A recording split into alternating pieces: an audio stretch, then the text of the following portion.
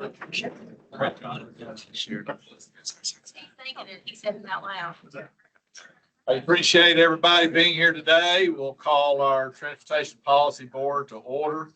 Thank you all for being able to be here, and hope everybody's recovering the best that they can through that ice storm along the way. We've got a full house, so thank you. I know Murray County's got folks. You want to introduce who you got today? Thank you, Mr. Chairman. I've got with me a guest, our Highway Superintendent, Ken McGee. Thank you for being here. Good to have you. Anybody else have any guests they want to introduce this morning? We've got several folks here. Everybody know Jordan Osborne? Jordan, so introduce yourself to the group. She's head of the Robertson County Justice Board now. She's gonna be my proxy. So that's what everybody, hey, man, she took the award for me the other night. There's nothing, I'm gonna tell you, Jordan does a great job. He takes a lot of interest in Robertson County. Yeah, I'm glad to have her. In fact, she had to drive me over here. Yeah. And I had to come because I wanted to see Luke. Thank you, Mayor. I've got Hey, one. Jim. Yeah. Lee Smith, stand up, please. I think most of y'all knew Lee. He's with the city of Murfreesboro now, and he's helping us with transportation. Go again. Thank you. Anyone else have anybody they'd like to introduce? Yeah, I hesitate to introduce my guest, but it's Max Baker. And I've not permitted anybody to talk to him today. But, Max is our Transportation and Mobility Director. Thank you, Mayor. Anyone else today? Well, thank you for that. And anytime we've got new folks, reach out and we'll be glad to introduce it to the group. Thank you all for being here. At this time, do we have any public comments from anyone that the public wishing to speak to the board? Right, seeing none, we're going to go right off into the approval of our meeting minutes. Do I have a motion to get on the floor? I have a motion. I think I heard a second. Any comments on the minutes? Any adjustments that needs to be made that you know of? All right, seeing none, all in favor say aye. Aye. All opposed? All right, next we'll go off into our Transportation Improvement Program. Matthew Cushing will give us an update. Thank you, members of the Coordinating Committee and Policy Board. So I'll be presenting your TIP amendments today. As a reminder, I'm expecting a lot of you hear about the TIP all the time, but it's our short-range fiscally constrained work plan that covers the 4-year period. There's a lot of benefits of the TIP, but one of the ones that a lot of you know is you need a TIP page to obligate federal funds with TDOT on a project. So that's where a lot of people interact there. I'll be showing you some amendments, and there's some in your packet, but I will remind you that you can also see a map. You can see more details on our gnrc.org/TIP page if you want to look at the maps of the projects or any more specific details there. But going into it, there are a good number here today. There's a couple groupings I'll talk through. I'll just go down this. If you want more details, feel free to ask me a follow-up question here. First one on the list is Metro Nashville project, the James Avenue Sidewalk project. Generally, there's a revision to the scope here. This is a TAP project, and it's a reduction in scope to account for cost overages. So basically, there's James Avenues in West Nashville, goes over Bradley Parkway, connects the Nations in Charlotte Park, and it's a reduction in scope to kind of just go over the bridge rather than further into the neighborhood with the sidewalk. Metro Nashville has confirmed an intent to have a later phase of this project as funding is identified, but currently there is a cost overage, so they're reducing that scope. Moving further down the list, the next 3 projects are very similar in type. These are projects for WeGo either as RTA or as MTA. And basically, these are funding awards that we are adding to existing projects. So the first one here, the bus purchase and replacement RTA project. This project focuses on purchasing and replacing rolling stock, so vehicles for transit operations. They're adding a $4.2 million federal award, a CMAQ award, which will then be flexed over to FTA. The next on the list is the bus stop improvements and passenger amenities project. That's an MTA project. That is adding an improved transit investment grant award from the state, $640,000 plus local match. This project generally helps with stop improvements, transit stop improvements. The amendment came with a specific call out to solar lighting at pole-only transit stops. The next is another rolling stock project on the MTA side, the bus purchase and replacement project on the MTA side. Just over 10 million in federal discretionary 5339B funding is added, plus a state match through TDOT's public transportation section. We're moving to a different type of amendment here. The next one on the list is the City of Columbia amendment. I'll do a little bit of context setting here. Some of you may already know about the reserve funds we have in the TIP. We use reserve funds as a way to account for systematic TIP management and to ensure timely obligations of funding. So we put some of our STBG funding into a pot that we call the reserve pot. And we put it on projects on a first come, first served basis as they get to construction. That allows us to avoid delays. Let's say that a project doesn't get to construction in the year we expect. That funding is not locked up. We can go ahead and put it on a different project as needed. So in this case, this project is at the construction phase. So we are simply moving some formally programming some STBG funding to the project rather than having a reserve bucket on the project.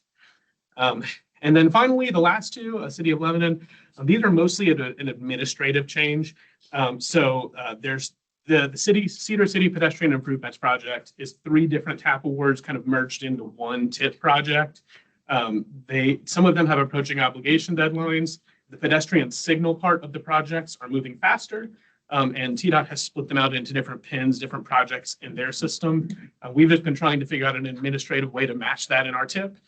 We've got a little bit of conflicting guides on how to do that. We found the fastest way to do it was just to make an amendment with you here today. So these don't change the scope. They do not change the amount of funding on it. They just simply split the project into 2. And that's all we're trying to achieve there to allow the project to move forward with local programs at TDOT. So those are what I have. Of course, if you have questions, we're happy to talk through them. As a reminder, we start our public comment period about a month before and then post the amendments in our TIP app about 10 days before the TPB meeting. Today is the public hearing and adoption. So we are seeking an adoption to this resolution to amend the Transit Improvement Program.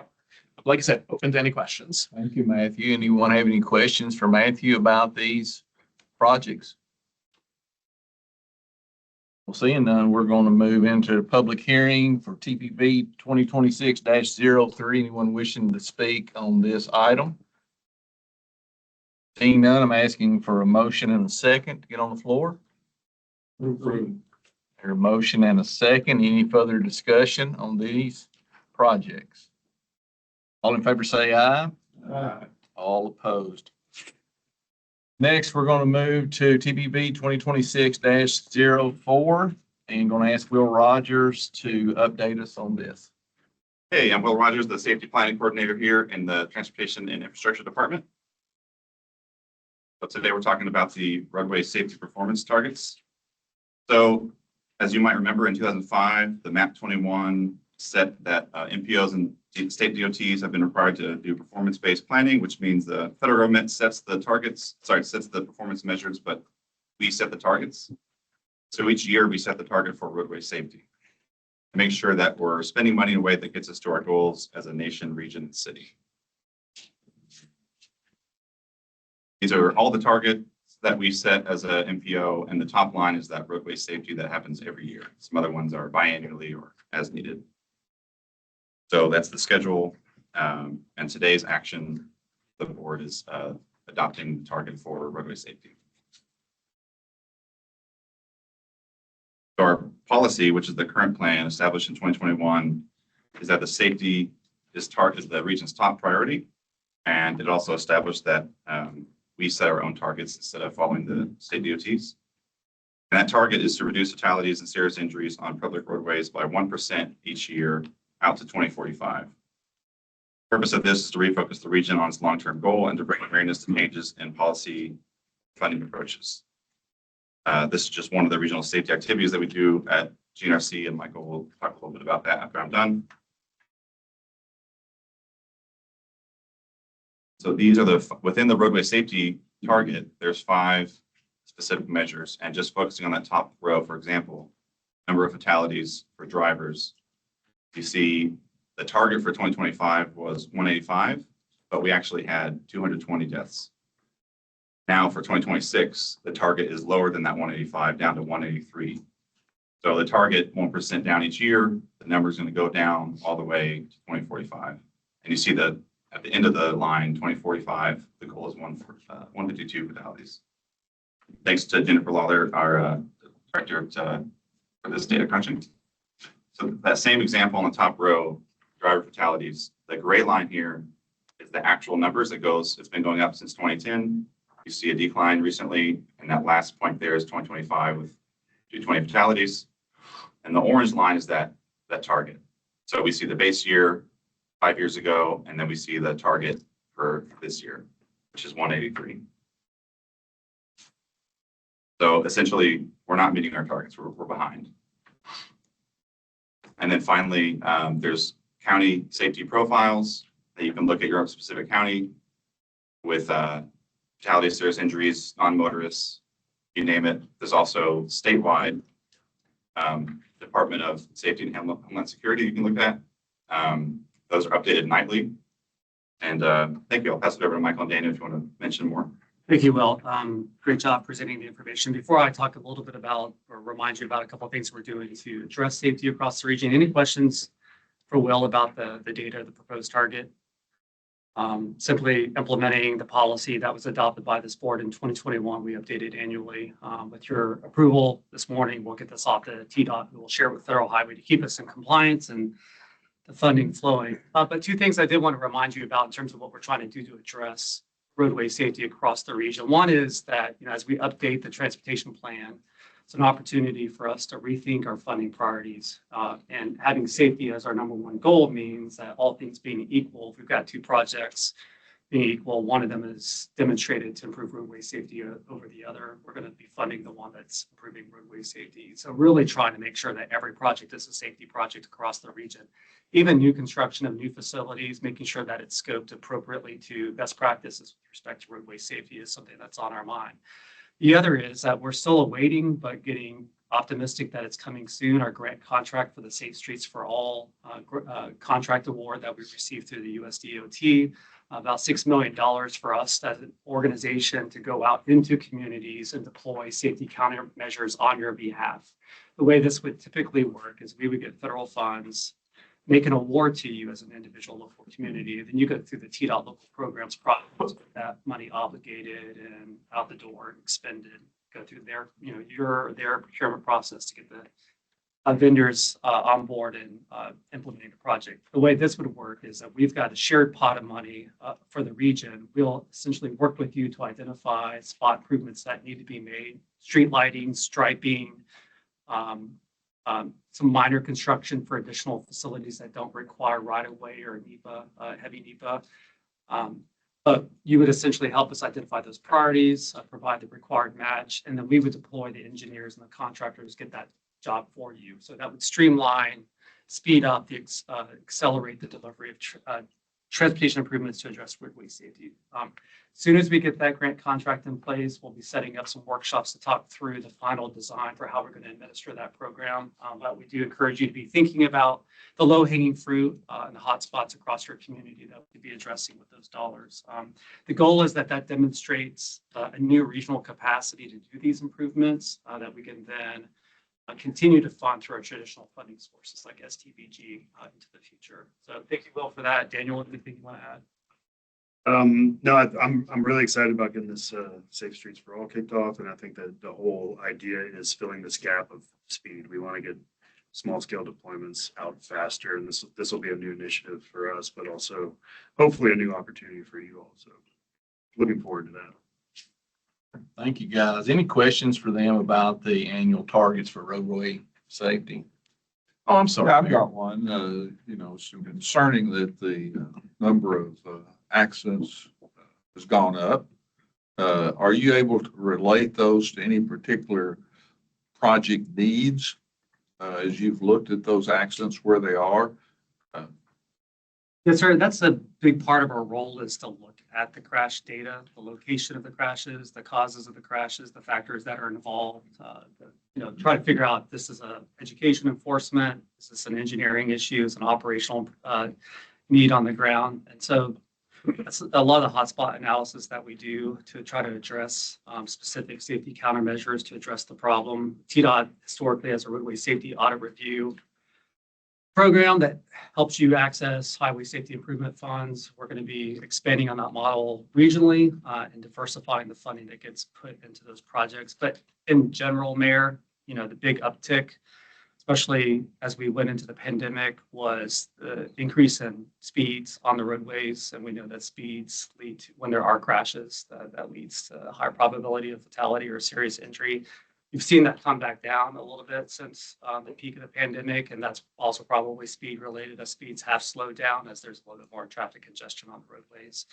But it's probably too problematic to oversimplify it as a speed related issue. I think it's about every single hotspot, trying to understand what's happening behind the data.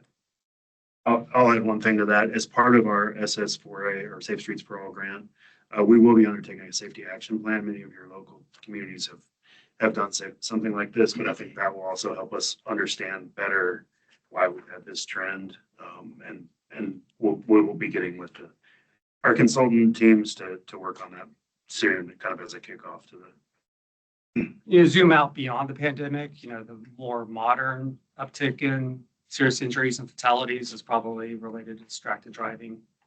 But we do, as we spent a lot of time last year when we adopted these targets, we shared with you information that should give us confidence that just because we're a growing state with more BMT, it doesn't mean we can't reduce the absolute numbers of fatalities and serious injuries. There are several states that have many more people living in them with far fewer actual traffic fatalities. And so we remain optimistic. There are policy decisions and investment decisions we can make to address the problem.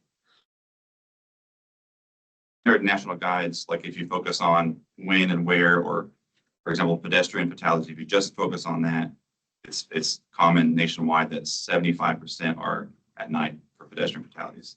So if you narrow on specific mode, there's different resources and guides out there that help you guide the money. It's a little too hard to say, well, we're just going to have one big effort that's going to fix everything. You have to kind of specifically target a mode and a time and a location. Thank you, Mayor. Other questions about the targets for roadway safety? All right, well, let's move for adoption. TBP 2026-04, adopting the annual targets for roadway safety performance measures. I have a motion and a second. I don't know if I asked for that yet or not, Lou. We need a motion and a second for that. Motion, we have a second. Second. We have a second. All right, any further discussion? All in favor say aye. All right. Thank you. This time I'm going to turn it over to TCC Chair Jonathan. Thank you, Mayor. So our limited action item today is approval of minutes for the November meeting we had. So for the TCC members, I would look for a motion to approve. So moved. Thank you. Second. Thank you. Any comments or corrections before we vote? Seeing none, I'll ask all those in favor say aye. Aye. Thank you. Jonathan, appreciate that. We're going to move to our informational items. Daniel shared with us about the Transportation Planning Work Program. Right, so the Transportation Planning Work Program, also called the Unified Transportation Planning Work Program from a federal perspective, shortened to UPWP. You all probably remember around August, we adopted a new one. We do this every 2 years as a federally required update. It's for two reasons. This is kind of the plans that the region is undertaking that are significant. We want to understand those as a coordinated planning effort for the region, make sure they align with our transportation policies at the board here and our plans and programs. And the second reason is this also unlocks the federal money. This is a federal requirement to get the planning money to our region and align with their priorities as a federal agency to our metropolitan planning agency. So we adopt it every 2 years. We're currently in the federally fiscal year 2026 to 2027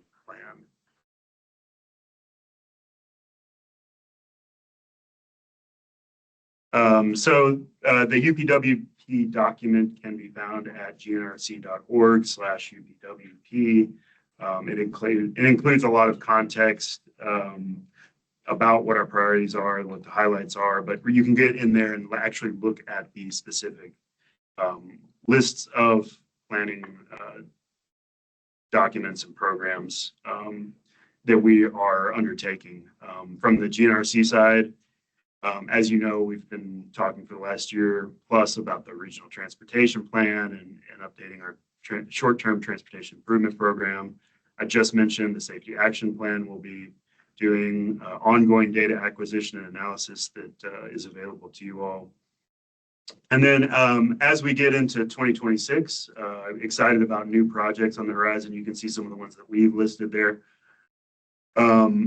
Particularly excited about prioritizing some of the big ones for this year, the regional greenways plan, updating our freight and goods movement study and our airport accessibility study are kind of top of the list for us. So as we wrap up the RTP in March, we'll be moving into some of those planning areas.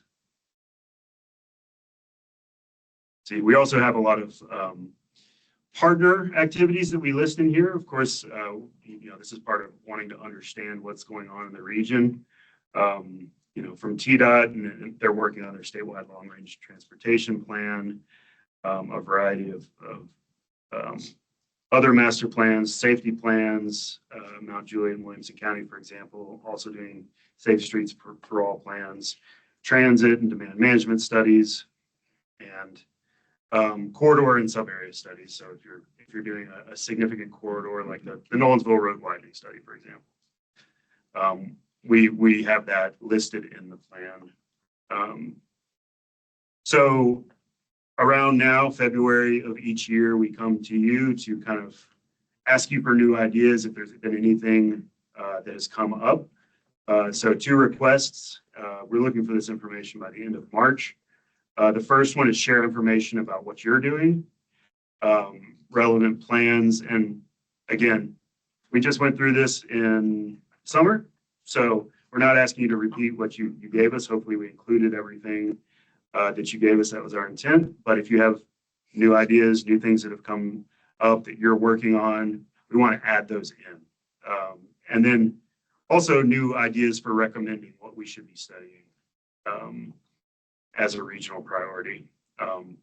So please get those to us by March 31st. Of course, this will be in the follow-up email, gnrc.org/survey/UPWP. This is our kind of annual call for updating that. And that is all from me. Any questions for Daniel? I got one. The airport accessibility study. How do you look at that? Do you look at it corridor by corridor, or is it? I'm trying to understand the scope of what you'll be looking at. That's a great question. I don't know if Michael can add in more here, but it hasn't been scoped yet. But the idea in general is how do we get people from across the region to the airport? So we're not focused specifically on kind of the airport grounds themselves. BNA is doing a comprehensive plan, but how do we get folks from all the 14 counties to the airport? I think probably it will have to do with some of the major corridors. We'll look at that. Transit will be part of it as well. Anything else that we're? Yeah, and I think Daniel's right to say it hasn't been scoped, so there'll be an opportunity for us to talk about the objectives we're trying to achieve through that study. But it's really just to make sure we understand how communities, how businesses, how markets want to connect to the airport. Because we can already tell you, and our research director, Jennifer Lawler, and Harry Carbonata, our modeler, has already been looking at current behaviors in terms of access to the airport, particularly to provide context to the proposed loop tunnel.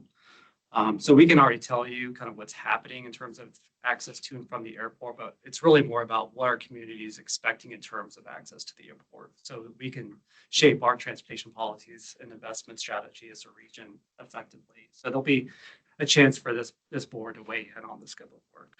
We coordinating with the airport. You said they were doing a study also. They are, yeah, and we have met with them several times. Some of their planners there reached out to us, and we encouraged them to engage in this board and the committee here. So we are in touch with them. I think this is a hot topic, high priority conversation. So what we'll commit to do is to lead into a scoping conversation. Maybe not at the March meeting, because I think that's going to be a pretty heavy meeting with the adoption of the RTP, but the following TPP meeting, bring to you from our research team the data that describe the traffic volumes and the origin destination pairs that are generating traffic for the VNA. About the scope of the freight study, how expansive is that scope when you're looking at the corridors that we have right here in Middle Tennessee? Where our industrial development is, we see distribution along one interstate, manufacturing along another interstate, predominantly when we look at the Middle Tennessee area. What's the scope of the freight study that you're seeing that you want to expand to? It's pretty big. And I'll give you a couple of examples of what we focused on last time. And part of it is refreshing our understanding of land uses, what's generating freight traffic, where you try to put jobs and related to warehousing, logistics, so we can make sure that you have good infrastructure to and from there.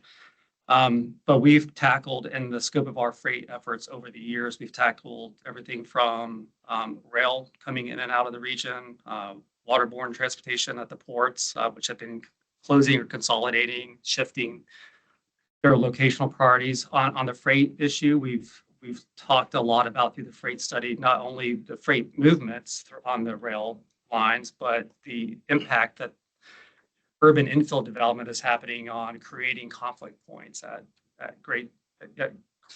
railroad crossings that are not grade separated, for example. There's a lot of safety, NIMBY type issues associated with that. But we've also, thinking about Portland, we've spent a lot of time up in your community thinking about the effect of the trucks coming through your downtown.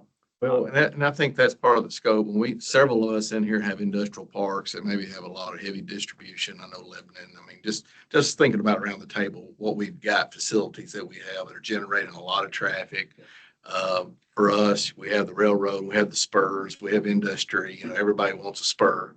Everybody's trying to figure that out and come in and make that happen. So I was just curious about the expanse. So as we kind of develop that, I'd love to see more information on that, how it affects all of our industrial parks that are especially heavy distribution, that are moving a lot of trucks in and out on a regular basis. And I think that'd be good just to know for Middle Tennessee as a whole, right? Two of the highest profile things that we looked at last time was the idea of having a regional truck network for signage and coordinating with the trucking association about, navigation on that network and building that network, the standard that meets the rigor, the sort of the rigorous toll that traffic puts on the infrastructure. The other thing that was high profile and got a little bit of media attention about was the sort of long view for Radnor Yard, Grief Hall, 100 Oaks area, about the potential for relocating the major intermodal facility to another part of the region that better serves the sort of the cluster of logistics, sort of the outdated model coming through the downtown Nashville area, considering there's not a lot of customers there anymore. There's a lot of implications to an idea like that. And that idea has been done in other parts of the country. So it's worth looking into that for ourselves as well. And I know another thing that's may concern some of our partners here is going to be the expansive amount of traffic when it comes to moving rock and asphalt. As more of these plants are wanting to be built in different areas, we have to consider those as freight, just as we would anything else, because the number of trucks is going to be running. Some of those plants are being built where they're getting rock maybe across the state line, bringing it into the plant. Then the plants are moving out the asphalt.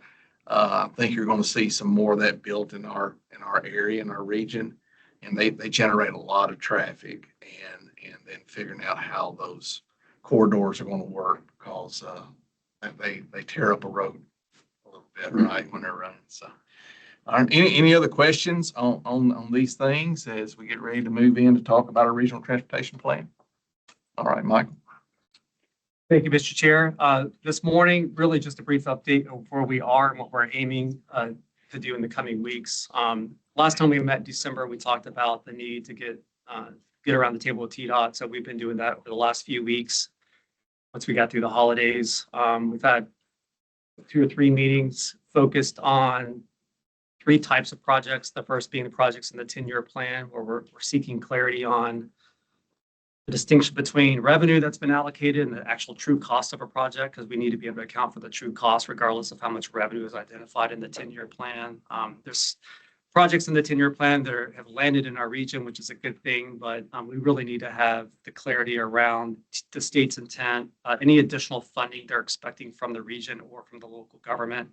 So that was the nature of one of the conversations, was just about the 10-year plan, trying to understand what TDOT has intent to deliver in our region over the next 10 years and their expectations of all of you in the room to get that done. The second conversation we had was related to projects that we know probably need to be state projects, but are not yet showing up in the 10-year plan. But we're doing a 25-year plan, so we got to figure out how to make sure that we are communicating to the state what our expectations as a region as to what TDOT ought to be working on beyond the horizon of their 10-year plan. So we had a conversation about that. What you have seen so far and what you'll continue to see, though, is GNRC likely being the sponsor of those projects beyond the 10-year plan that TDOT ultimately takes ownership over. Unless, of course, it's a project that you prefer to implement yourself. We could identify you as the lead agency. So we had a conversation about some of those bigger picture, longer term projects, things like the downtown interstate loop. What are we going to do about modernizing those junctions and just the loop around the city being an example of that I-65 corridor in terms of what's next with the P3 legislation that was passed by the legislature through the Transportation Modernization Act. And then the third thing that we talked about, and I think we're still working through, is the sort of the local programs, the projects that go through the TDOT process, but things that you're going to be implementing with federal funds, which is a larger list of projects to sort through. And really probably the biggest hurdle left is kind of sorting through that before we can get to the final step of the plan. Not using my slides, but that's okay. So for that last list of projects that I mentioned, kind of getting close to wrapping up. I'll look at Matthew for validation here, but getting close to wrapping up conversations with TDOT local programs and you all individually on what remaining funding needs are there for your local programs projects, the scope of work that needs to be described in the plan, as well as for projects that haven't started, what is a reasonable timeline for implementation. So we're kind of wrapping up that sort of leads into this next box, which is incorporating partner agency input and feedback. The last major thing we have left to do, and we do have a deadline coming up to keep you all on schedule for adoption, is to then allocate the anticipated federal funds to our priority projects. When we're allocating funding, if we don't know what the true financial need is, we're just sort of guessing at it. So that's the final step. Do I have the slide? I don't have it here. But we've got to get this plan on the website in its entirety by February 20th. We'll do that. They'll be released for public review and comment. We'll probably have a couple of workshops with you all between now and March, your March meeting. Those could be online. Those don't need to be in person, but we want to make sure that as the public's reviewing it, by the time you get to that March meeting, you've got all your questions answered. Or we could do it the other way. So there will be heartbreak with what we present in March, just because we've got a lot of important priorities across the region, but only so much money to go around. And I would hope that we channel that heartache into motivation to go back to the legislature and go to Congress and say, we need more help when it comes to funding our transportation priorities. And so just because your project's not identified in the fiscally constrained list or the balanced budget list, doesn't mean it's not important. That project may be even more important to our storytelling than the projects that are in the list. So just want to plant that seed now so that you're not overly disappointed in March if your projects are still on what we call the illustrative list, which is the unfunded list. That's really the focus of this plan, is to make sure people are aware of those unfunded needs, because the projects that have been funded. I mean, typically those are going to be decisions that are being made every day by TDOT or headquarters in Washington in terms of the discretionary grant funds. What we really need to do is get focused on these unfunded needs. So that's our update. I know Matthew and the team, if they haven't reached back out to you in the last couple of weeks, they will be, but just to nail down the details in terms of cost estimates and scopes of work so that we can do those funding allocations, then we'll be in good shape to get back to you in March for adoption. Any questions for Michael? We'll go into some other reports. All right, we'll move off to TDOT. Y'all could have took the day off, man. I know you got to be tired, but we appreciate you being here. And so anything you want to share, so. Good morning, everybody. I'm Jay Norris. I'm the Regional Director at TDOT. We had a challenging winter weather event. It was honestly the most challenging one I've worked in my career. Freezing rain turned into ice. We had a flash freeze, Sunday late afternoon, and became very challenging event to work. Prior to the event, we put down 1.8 million gallons of brine. We ran about 136,000 labor hours, put down 100,000 tons of salt, worked almost 4,800 incidents with our help program during this event. The teams did a phenomenal job. I'm very proud of my team and their heart to serve. They worked 100 hours that week during that event. They were working 16-hour days. They were sleeping at work. It was extreme circumstances, and many of them had challenges at home that they were having to mitigate as well. And really hats off to my team. I'm very proud of the work they did. Things got very dicey Sunday evening, just when things turned to ice. We brought in 70 extra people from East Tennessee and Region 1 and Region 2.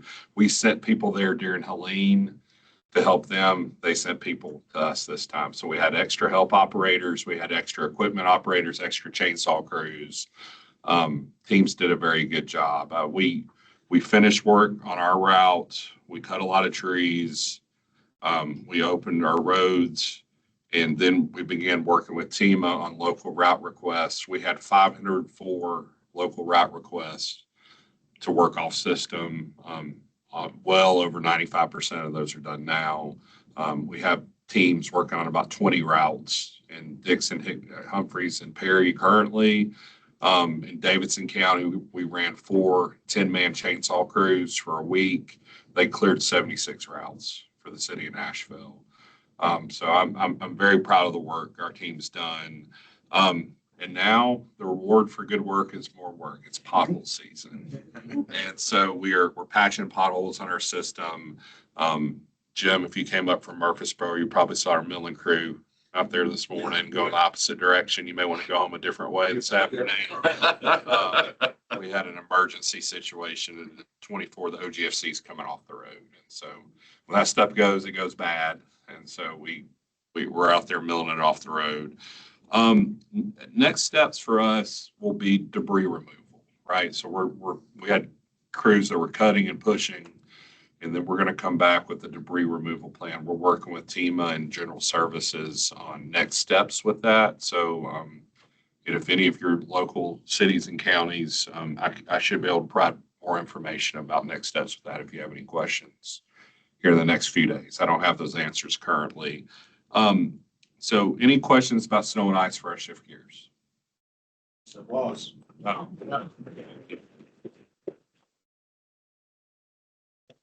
Thank you, Lee. I'm proud of the team. They did a very good job.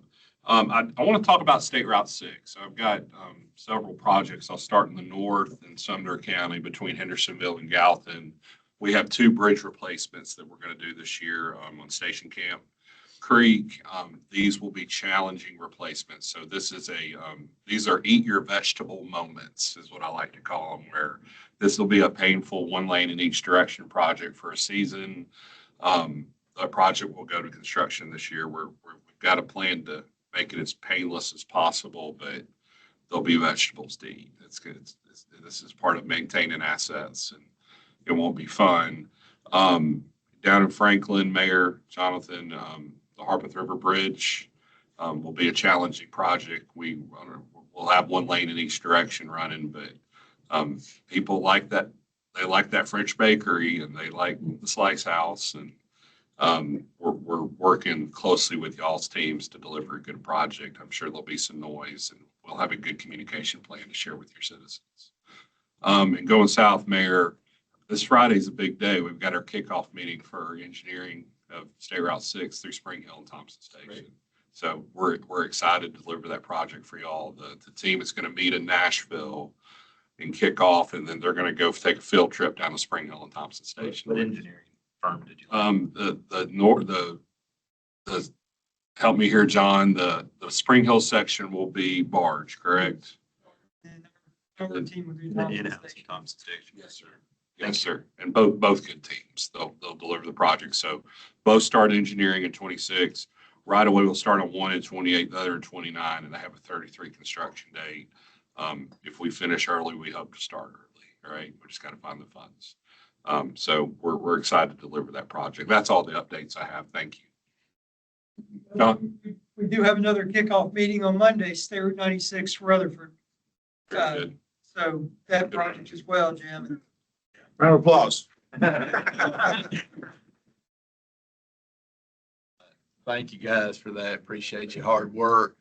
And I'm sure many of you had reached out to whether it was Jay or members of his team over the last several days. And they all responded when you reached out to them. So thank you for doing that and being responsive in all those needs along the way. What about the coordination committee? Y'all have anything you want to share? I don't really have anything new to share, just looking forward to another year of getting some projects going, getting some money spent. So looking forward to that. So. Thank you. One thing that's been brought up, I know we're more of a transportation group, but when all your roads are blocked with trees, you can't do transportation. And so one of the things that's being discussed and thrown around, how do we get expanded legislation, figuring out how do we get beyond a right of way to go ahead and pre-cut trees? Listen, we went through an ice storm in 74 and then we went through it in 94. And now 32 years later, we've done it in 2026. We can see a pattern, a cyclical pattern that takes place in our area, like all weather's that way. Is there a way we could be preparing, getting some extra funds and saying, listen, when we're doing the I-65 widening, one of the things that TDOT was very proactive coming through exit 117, we're going to step off the road here. We're going to clear all these trees.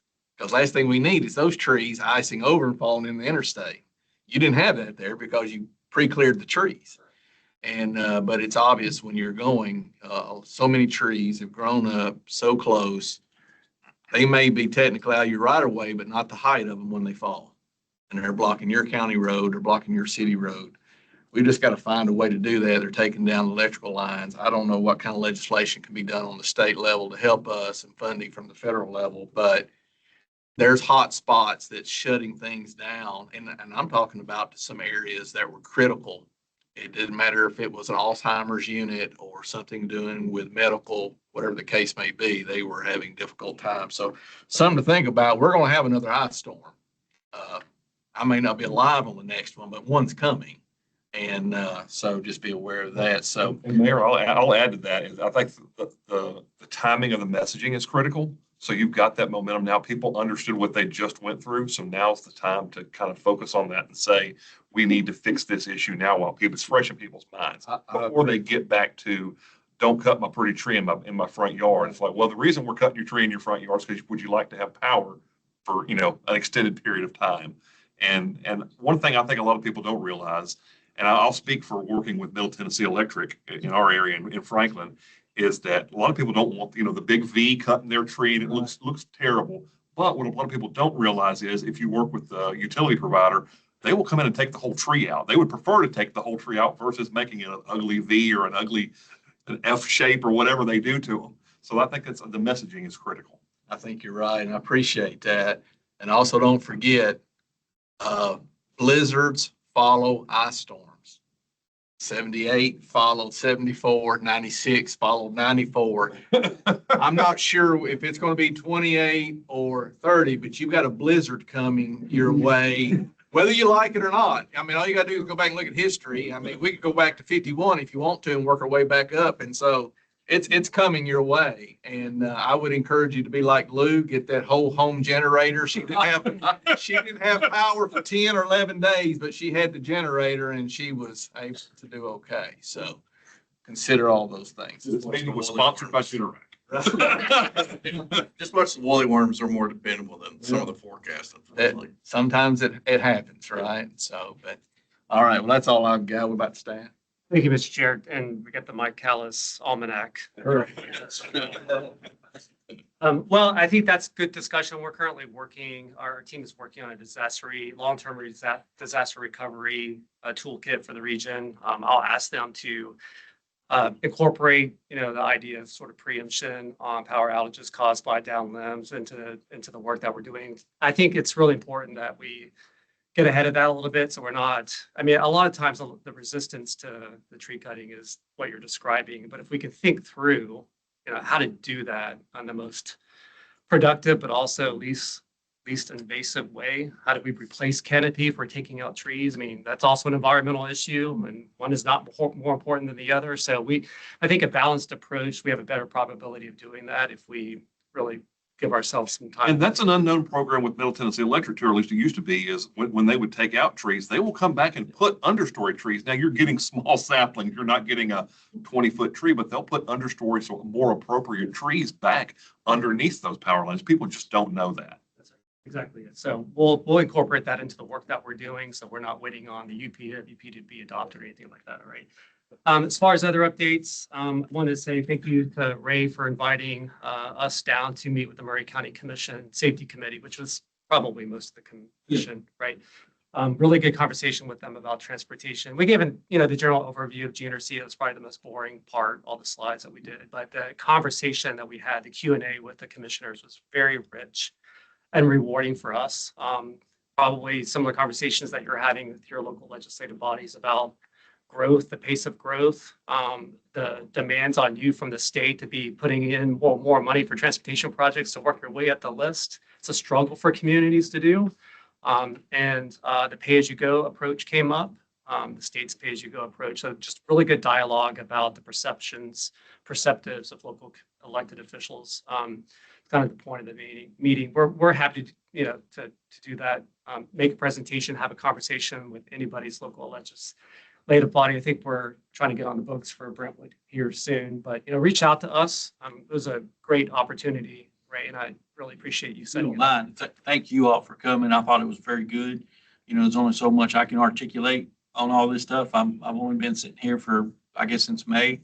And so I appreciate you all coming down and answering those questions and really getting involved. And I really do appreciate it. I know it's an hour and a half drive now from here to there. So I appreciate you coming down. And it was very much appreciated by the commission. And I think one of the values that we get out of that last night is that when people are in the dark or don't know exactly how something works, they may begin to demonize the other party. And so a lot of conversations about TDOT, but, able to help them understand what we're working with then, and how that relates to what they're seeing on the ground. So, this is a process that allows us to get aligned. We don't have to start aligned, but get aligned and get a strategy for making sure everybody's expectations are met over time. So I appreciate that opportunity. Another thing I was going to mention is, I know a few of you have been invited by Think Tennessee to Chattanooga in a couple of weeks. Mayor, I can't remember the topic of that.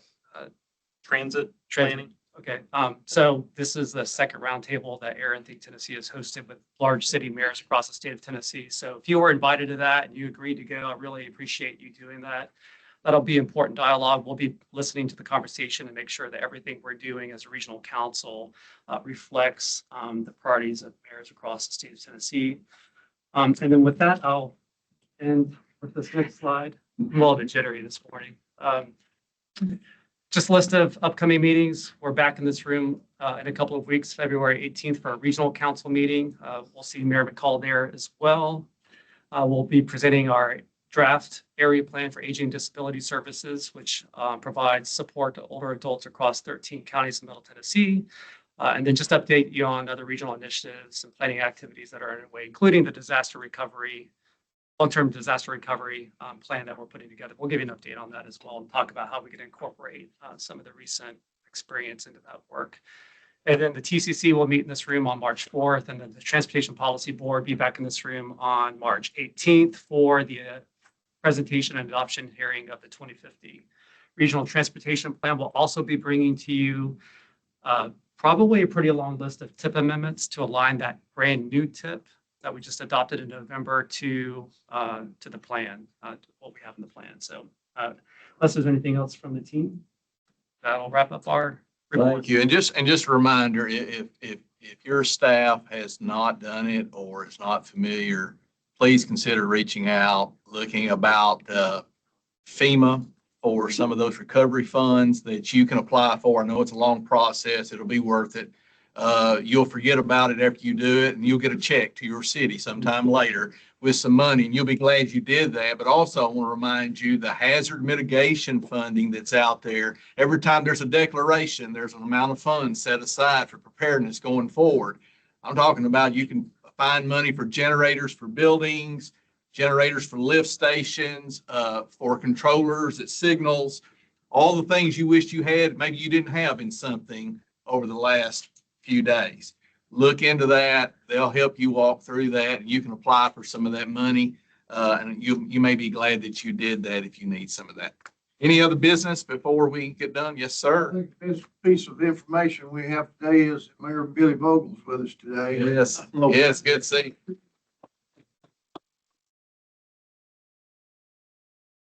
Continued prayers and best wishes. Thank you. Yes. I thank you. Good to have you, Bill. Any other business?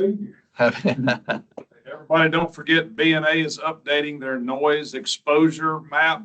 The deadline for public comments is this Friday. So I know mayors, a few of y'all have reached out about noise at B&A. So now is the time. They will present that noise exposure map to the FAA. But please make public comments. Anybody can make public comments by this Friday. Thank you. All right, and Mayor Isbell said that he rode down with Ray and he's looking for a ride going back because it was unsafe on the way down. He did all right. All right. White knuckle ride trying to get down here. All right, looking for a motion to adjourn. Don't move. All in favor? Aye. Good to see you. Be careful. Leave your name tents on the table, please. Yeah, Dolly. No. Yeah. All right. How you doing?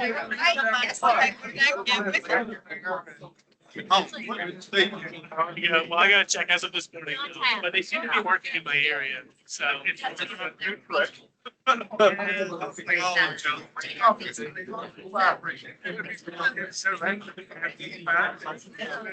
Supposed to be a 30. I'm done. That's good. I was here around about 5 minutes in. So that's what I thought. Oh, I can see that. That means. I know.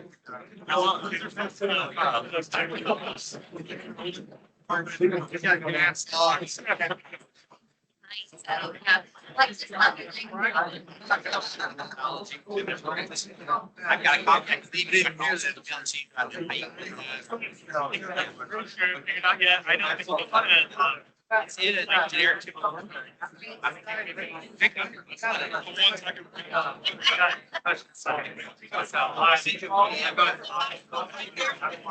I learned my lesson that one time.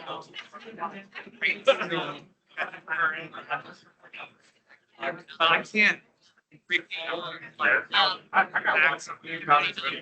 So we're still waiting on the, for the stuff that we have paper draws. The hard, the ice and the shade. So I can tell you for sure, like, you know, I've done the whole lot of life, you know, I was that very active. My grandfather died 3 years ago for brain pain, but really it's not great. And I was doing this. I never went to box.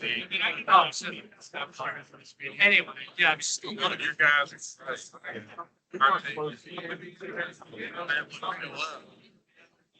You mentioned me right before it started. We were at the list for the, you know, sorry, I'm talking to my computer, don't you? Keep got that on our list. You can stop and eat lunch. Yeah, maybe stop all like there. We got a lot of people. Pretty daunting. Because the Robert's friend, man.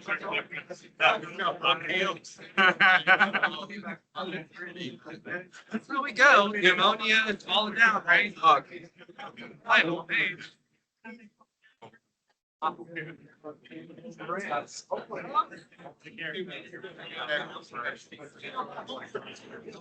Being here, especially call me. I like that. I don't see you. Try to stop 104. It's much bigger thing, but it's not being that bad. I'm former commissioner. I moved out of district, had to resign. You got here. Same thing happened to us going the first time. I'm sorry. We didn't show you probably see. I know it's a 45-minute ride. And we got on the road. We were going to be there earlier. And it was an hour and a half. Okay, yeah. All meetings. Yeah, county commission. Yeah. They were dabbled in as the safety committee. It's all. It's good. We may still show it, that's like an illustrative need or just to show that it's happening in the region. But if they've committed to putting it, at least remove this thing request. That's how we go the first time. I'll be there. I don't think you noticed that the given me here. We do try to. No, I gotta get posted on Sunday. You know, Ryan Rose tells you. I've never had it running. I wish we had time to dive in like that. That's, I don't even know what I would say.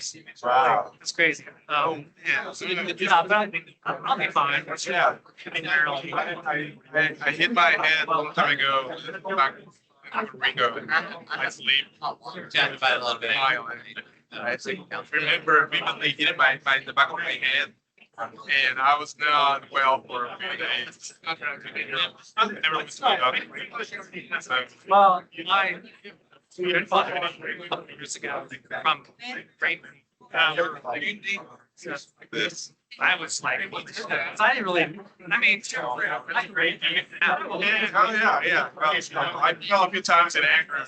Walking on accident. I knew that he was going to say something like that, but that's fine. This thing I just. I wanted to give you a heads up. We are scheduling further meetings, RTA. I'd love to see that. And like, At the southeast. commercial safety. So it's going to be about the fun thing. So there's going to be some serious. I agree. That's we're going to be radiation. We haven't been set yet, but it's going to be end of the month, I think. Just wanted to give you a heads up. I think